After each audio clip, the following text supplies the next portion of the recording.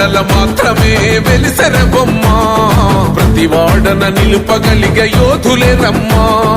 ఒక వాడకి పరిమితమా అంబేద్కరుడు ప్రతి వాడికి హక్కులను పంచిన వాడు తను రాసిండు రాజ్యాంగం దేశం కోసం తను చేసిండు పోరాటం అందరి కోసం తను రాసిండు రాజ్యాంగం దేశం కోసం తను చేసిండు పోరాటం అందరి కోసం